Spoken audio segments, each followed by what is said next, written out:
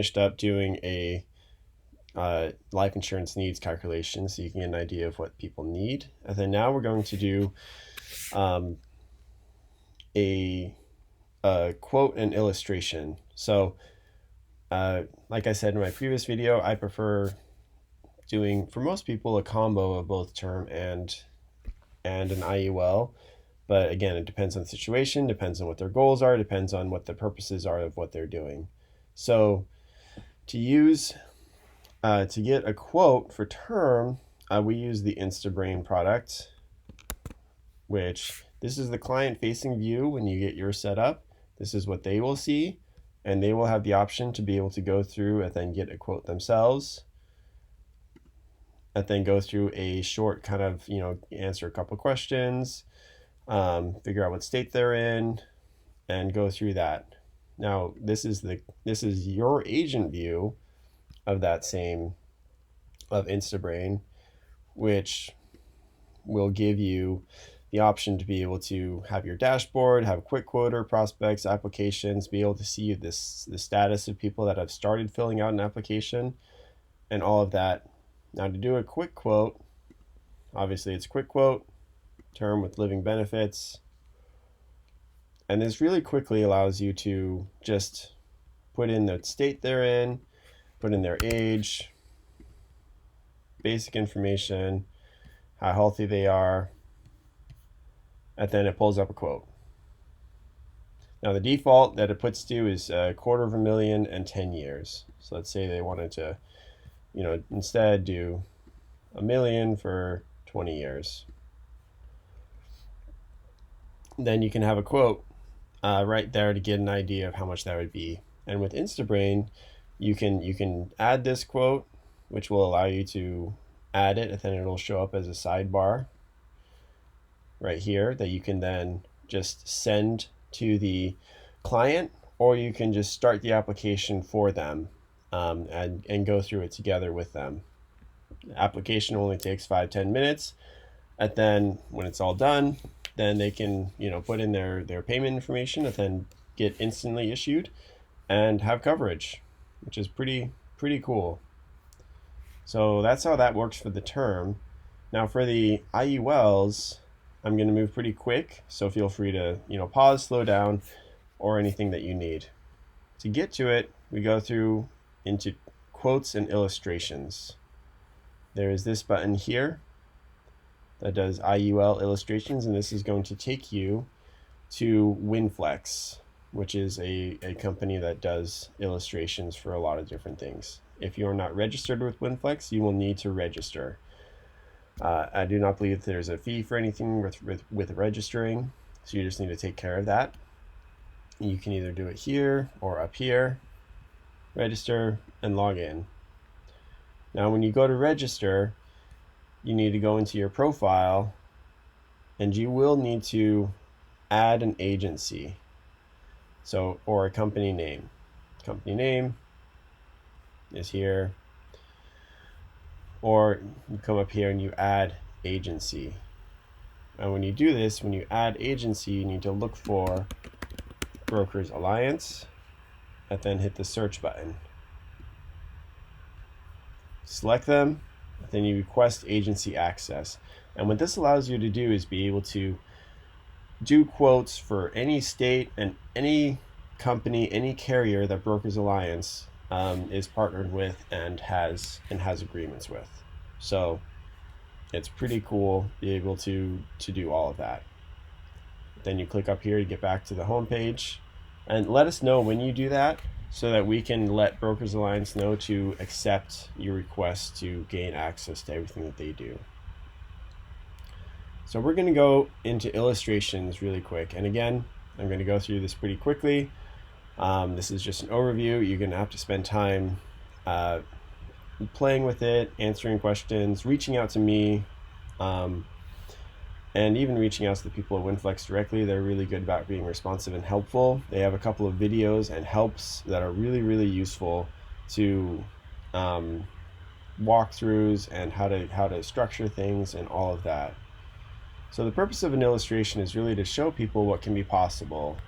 So we're going to go into an illustration,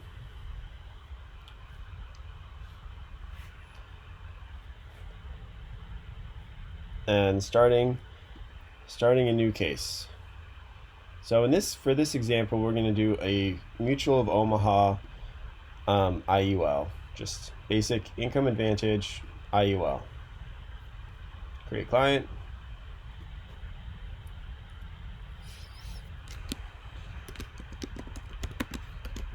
So we're going to do example client.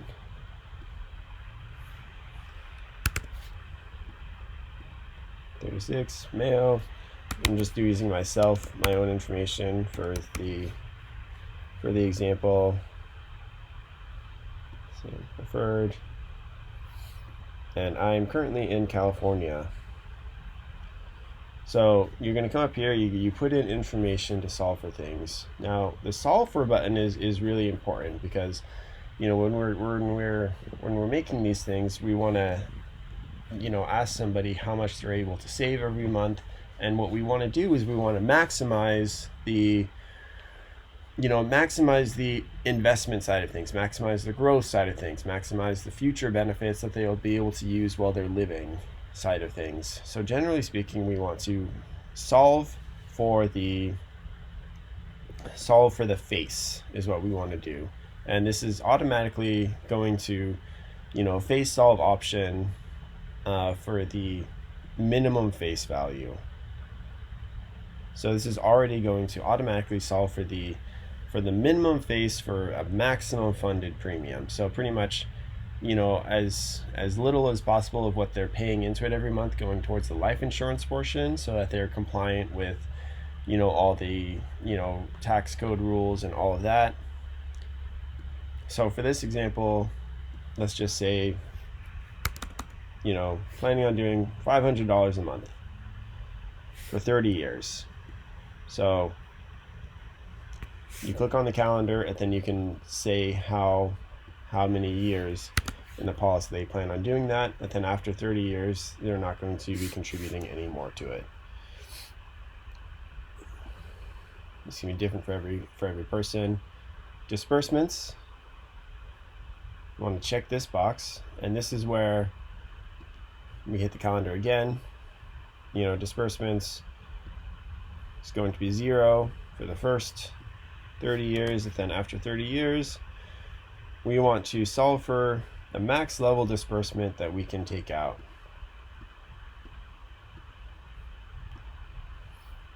And have the the policy continue and not necessarily eat itself. So pretty much, how much can we take out of this thing when we get there? For funding retirement and or supplementing income or anything like that. So disbursement type will be a loan, standard. All of these other things are good to go. But then when we go into the index strategies, you can adjust this as you will. It's automatically set to just whichever is the maximum illustration rate that can be. When we go into it, you can adjust these things as you will. But for illustration purposes, usually just leave this alone. And then policy options. Now this is where it's important to kind of adjust some of these things, because as they get older, it is actually important to have the death benefit increasing while they're contributing, and then level once they stop contributing. That way it allows for the option of being able to actually contribute potentially more as time goes on. So increasing while they're contributing, and then just level once they stop contributing.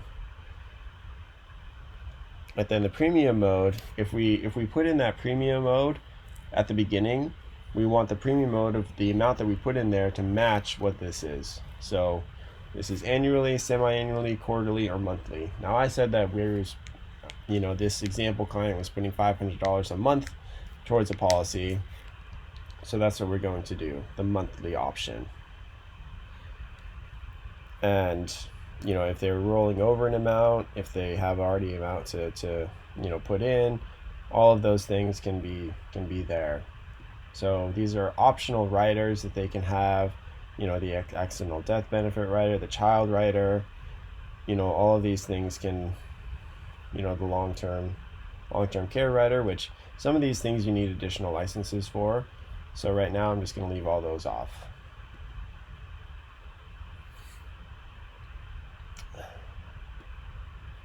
But then the agent information is where you put yours. I need to, you know, update some of my info because I have since moved to California and changed my phone number that I had saved on here. So I'm going to do that real quick.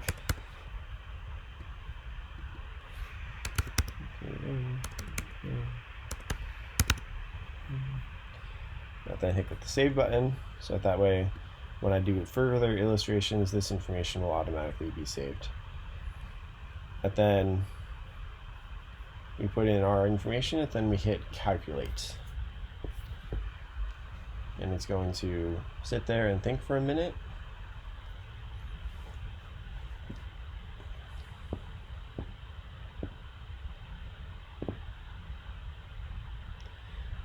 And while it's calculating, it's going to spit out a very long PDF that has a lot of information on it.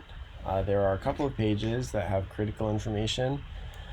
Your first time going through things, if you want to spend the time to read through everything, it might be good to at least know what's in there. But generally, there's a couple of pages that have the key information that we really need.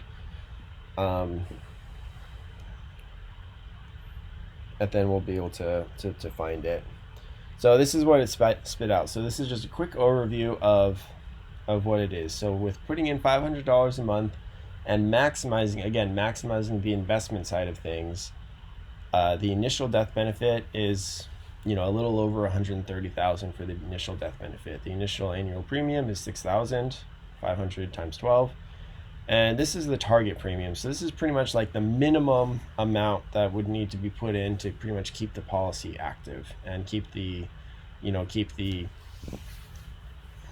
account current.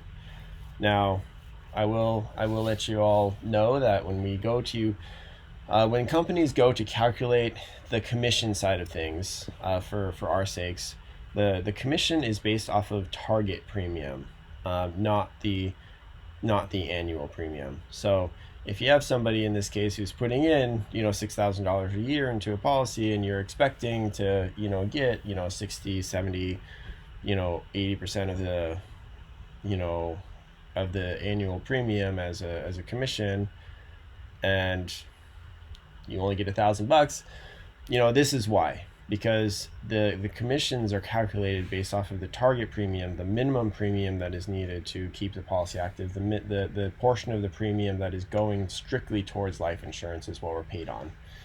So it's important to remember for yourself, but you know, it's what's best for, you know, the client as well, so that they have less fees that are going towards other places.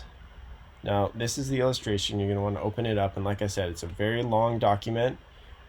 I'm blind, so I'm going to make this a little bit bigger. Not actually blind, I just definitely do not have the best eyesight. So this is it goes through all the pages and context and things like that. So I'm going to just skip down a little bit quickly. So again, $500 a month, initial death benefit, $130,000. You know, how it is allocated. You know, the increasing the death benefit from the first 30 years at that level. All of those things. So just at a glance, how it works, how life insurance works. Now the pages that really matter are going to be a little bit further down as far as the numbers go. So this is showing how much it can be, you know, the accelerated death benefit for chronic illness if something happens, how much they can pull out from this while they're alive. But then this, I mean, this is a table, but it shows pretty much what the death benefit is, what the accumulated value is, and what the surrender value is as it goes on. as the value goes on year after year, how much you put into it, with subtotals and all of that. So what this is useful for is because this is where we can see when we get to year 31 of the policy, age 67 for the client here. This is where we see how much they actually start to be able to pull out every year. So this is how much the calculations have said that you can pull out every year tax-free to supplement income pretty much into perpetuity. Now that it will surrender at the end, you'll see that it does need to kick off. But if you can see, this is getting into ages 100 116. Life insurance, just so you know, life insurance illustrations like this and tables, they always go to age 120 is the age that they go to. But even with that, you can see there's actually still is a death benefit that is going along with this because of the way that these work. You literally are pulling out that much money into perpetuity, because even though you're taking a loan, the nest egg itself continues to grow and continues to go up. So like I said, age 30, at year 31 of the policy, you put in for 30 years, putting in a total of $180,000, and then you're able to pull out, 25 grand a year, for forever. So if you lived, another, as an example, if you lived another, just quick calculation.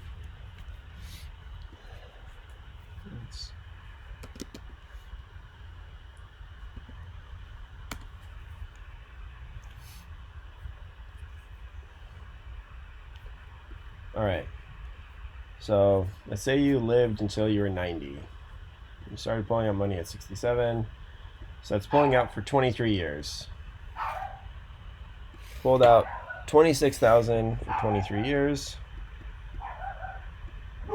That's pulling out almost $600,000. So pulling out more than 3 times what you've put into it. And again, tax-free, and it still leaves, as a death benefit for your family. If you were at age, let's find the thing, age 90. At age 90, it is this row. If you were to pass away, you still leave a death benefit to your family in the amount of a little over $500,000. So at that point, you've pulled out $600,000 in living expenses, and you leave your family with $500,000. So this is where it can get pretty cool. I know these tables can be overwhelming, but spend some time trying to learn them and understand them. Now there are some other pages that have some numbers that are important to note and to remember. Just going to quickly go through and show you real quick.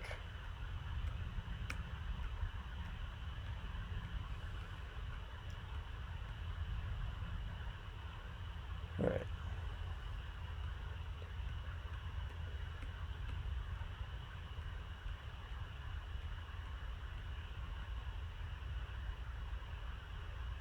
Okay.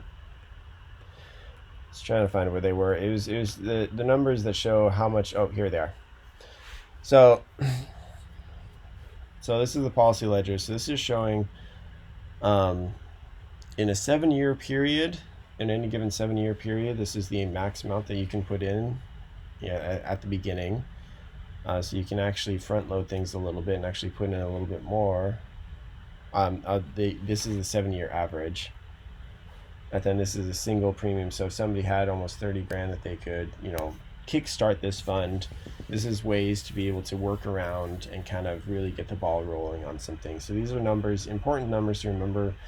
Insurance companies do a really good job of making sure that people don't cross these lines, because if they cross these lines, then all of a sudden everything in the account becomes taxable and no longer qualifies for the IRS rules and things like that. So, but these are important things to remember and stay coherent of, especially on these policies that do end up increasing their death benefit, that have the option to potentially you know, being able to have people put more into it as time goes on. So, but anyway, I know that's a little bit number-y, but hopefully you can see the value in that and understanding how to be able to explain that to people, that it's like, look, you know, you put in, you know, for this type of policy, you put in, you know, $180,000 total, you live until you're 90, you pull out $600,000 to live on, and you still leave, you know, $500,000 for your kids. So you put in, you know, a little less than 200, and what the total benefit is over $1 million. It's over a five times increase. Again, tax free. So something really important to remember that you can be able to pass on to, you know, to leave a legacy. So hopefully this video helps. I'll go through one more to show just how to start an application.